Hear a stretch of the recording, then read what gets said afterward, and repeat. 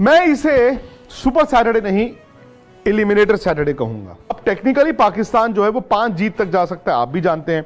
वो 3 मैच जीते हैं, लेकिन 3 मैच जीते हैं नेदरलैंड्स, श्रीलंका और बांग्लादेश से।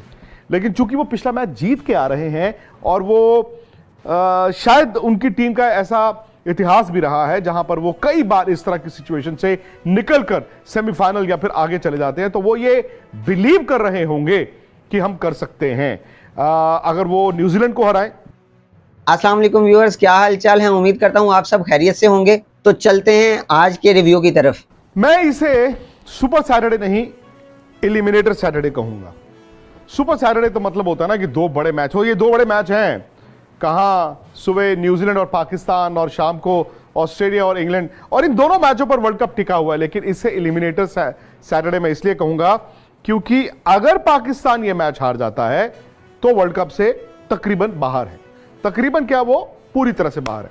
तो इस लिहाज से एलिमिनेटर सैटरडे है। और मैं बात पाकिस्तान वर्सेस न्यूजीलैंड मैच की कर रहा हूं। न्यूजीलैंड की दिक्कत यह है कि वो डिप किए, और जब आप डिप करते हैं तो फिर आपका मोमेंटम भी खो जाता है, आपका रिदम भी खो जाता है, और फिर सवाल आपके जहन में बढ़ जाते हैं, यार ये कैसे होगा, वो कैसे होगा। प्लस ये ना भूलें कि उनको एक बड़ा बदलाव करना पड़ा अपनी टीम में। मैट हेनरी, जिनका हैमस्ट्रिंग खिंच गया था, उन्हें काइल जेमिसन से रिप्लेस करना पड़ेगा।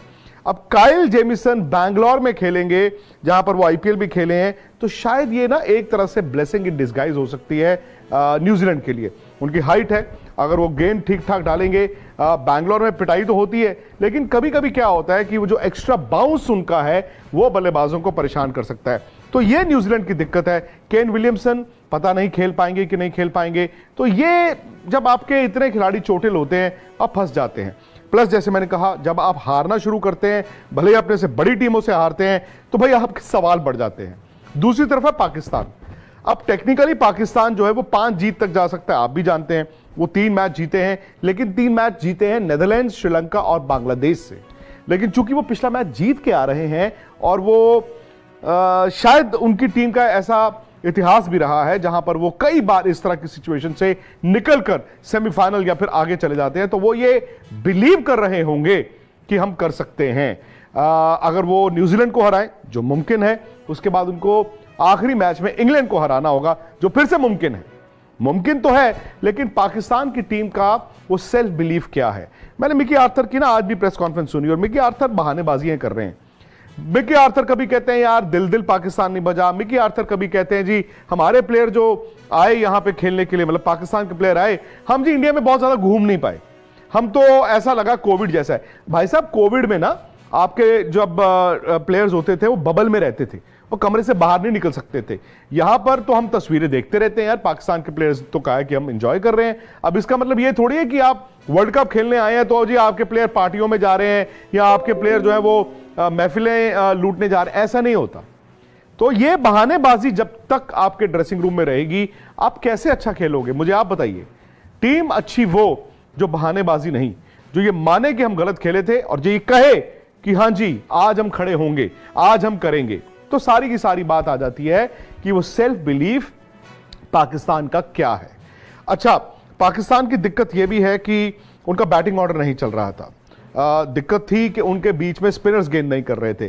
फखर जमान के आने से ना अचानक से ये टीम बेहतर दिखती है, क्योंकि अब्दुल्ला शफीक ने तो पहले भी रन बनाए थे। अब हो क्या रहा था कि अब्दुल्ला शफीक जब रन बनाते थे, इमाम वहां से रन रेट गिरा देते थे, फिर किसी को एक रिस्क लेना पड़ता था, फिर बाबर आते थे, बाबर के भी रन नहीं आ रहे थे, तो ये दिक्कत उनको थी।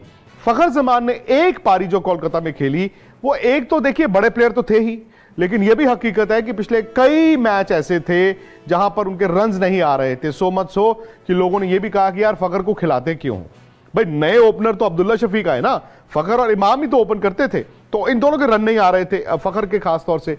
बट वो जो इनिंग उन्होंने खेली, आई थिंक वो पाकिस्तान की एक तो भाई बल्लेबाजी के लिहाज से और एक मुझे लगता है उनके ड्रेसिंग रूम के लिहाज से, बिकॉज ये तो समझेंगे ना कि यार आपको थोड़ा अग्रेसिव क्रिकेट खेलनी है।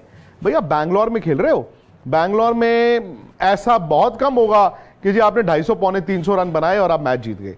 यहां आप भी जानते हैं यार 350 पौने 400 रन चेज भी हो जाते हैं। तो ये at the back of the mind रहेगा। हाँ, पाकिस्तान यहां पे ऑस्ट्रेलिया से मैच खेला था तो थोड़ा सा कंडीशन से वाकिफ भी होंगे, प्लस वहां पर रेन फोरकास्ट है। अब रेन फोरकास्ट का क्या होता है ना, जब हम रेन फोरकास्ट देखते हैं, हम देखते हैं उस दिन कितने % चांसेस ऑफ रेन है, वो ना एक्यूरेट नहीं होता। मैंने अगर पढ़ लिया 80% चांसेस ऑफ रेन, तो इसका मतलब ये नहीं कि 24 घंटे में 80% वक्त जो है बरसात होती रहेगी। इसका मतलब है 80% बरसात होगी। अब वो कितने मिलीमीटर होगी वो नहीं पता, लेकिन वहां के लोकल्स ये बता रहे हैं, हालांकि आज जब न्यूजीलैंड प्रैक्टिस करके जा रहा था तो बरसात हो गई, लेकिन लोकल्स जो हैं वो ये बताते हैं कि बरसात अगर होगी भी तो शाम को होगी। और चूंकि न्यूजीलैंड पाकिस्तान का मैच सुबह 10:30 बजे इंडियन स्टैंडर्ड टाइम पे शुरू होगा, इसका मतलब है कि दिन में शायद मैच ना हो। अच्छा, अब अगर बरसात ना हो, अब सवाल आता है कि बरसात ना हो, बरसात थोड़ी सी हो, थोड़ा सा 2-4 ओवर अगर कम भी हो जाए। एक होता है कि जी बरसात इतनी हुई कि जी ओवर्स घटने शुरू हुए, 30 over, 25 over, 20 over. I think वहां पर पाकिस्तान शायद सेंस करेगा, जितना मैच छोटा होगा पाकिस्तान उतना गेम में आएगा, क्योंकि जब छोटा मैच होता है ना तो न्यूजीलैंड पैनिक कर सकता है, वो पाकिस्तान को मौका दे सकता है। और तीसरा चौथा ये विकल्प है कि जी बरसात इतनी हो गई मैच ही धुल गया। आई थिंक वहां से तो पाकिस्तान फिर गुड नाइट है, उसके बाद पाकिस्तान जो है वो मतलब फॉर ऑल प्रैक्टिकल पर्पसेस बाहर हो जाएगा। तो ये इम्कानात है। ले दे के बात आ जाती है बाबर पे। फखर जमान ने जो करके दिखाया, क्या बाबर उसको मैच कर सकते हैं? याद कीजिए 2011 का वर्ल्ड कप भारत की टीम जीत रही थी, MS धोनी की परफॉर्मेंस नहीं थी, लेकिन जिस दिन इट मैटर्ड यानी कि फाइनल में धोनी ने जाके एन वक्त पर वो इनिंग मैच जिताने वाली खेल दी, वर्ल्ड कप जीत गया इंडिया। तो बाबर के लिए शायद वर्ल्ड कप खत्म नहीं हुआ। अगर उनकी टीम हार जाती है, उनके रन नहीं आते, तो फिर तो वर्ल्ड कप खत्म है। लेकिन यह भी हो सकता है दोस्तों कि जब आपकी टीम अचानक से उठती है तो मैच आपको वही याद रहते हैं जब आप उठना शुरू करते हैं, आपके रन आने शुरू होते हैं, जैसे इंजमाम ने 92 में बनाए थे। तो बाबर के लिए भी मौका है। एक तो यह कि जब इस वर्ल्ड कप में वो आए, जिस रेपुटेशन के साथ आए, भाई वो रेपुटेशन के साथ उन्होंने जस्टिस नहीं किया है। देखिए दुनिया 3-3, 2-2, 100 बना के बैठी हुई है, और बाबर ने स्ट्रगल किया है। उनके 350 जरूर हैं, पर वो उस तरह से नहीं आए। कैन ही डिलीवर एक कप्तान के तौर पर और एक बल्लेबाज के तौर पर? मुझे लगता है कि बड़ा मैच जीतने के लिए ना बाबर की परफॉर्मेंस बहुत जरूरी है। दूसरी बात, अगर पाकिस्तान की गेंदबाजी की बात करें, उनको मोहम्मद वसीम नाम का अच्छा फास्ट बॉलर मिला है जो स्किडी है। आकिब जावेद की याद, जब वकार और वसीम बॉल डालते थे उनके साथ आकिब जावेद डालते थे। आकिब भी विकेट लेते थे, क्यों? क्योंकि वो स्किडी बॉलर थे, वो टप्पे पे डालते थे। और मोहम्मद वसीम जूनियर ने वो टेम्परामेंट दिखाया है।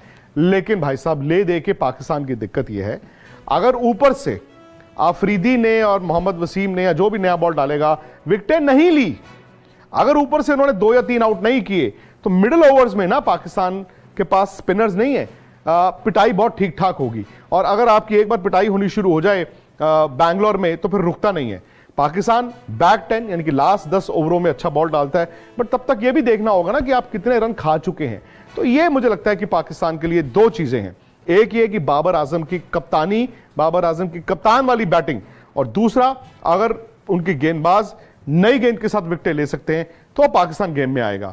तो दोस्तों, आपको अगर मेरी वीडियो अच्छी लगी हो तो मेरी वीडियो को लाइक करें, मेरे चैनल को सब्सक्राइब करें, ताकि हर नई आने वाली वीडियो आप तक बआसानी पहुंच सके। अगली वीडियो तक के लिए मुझे इजाजत दीजिए। अल्लाह हाफिज।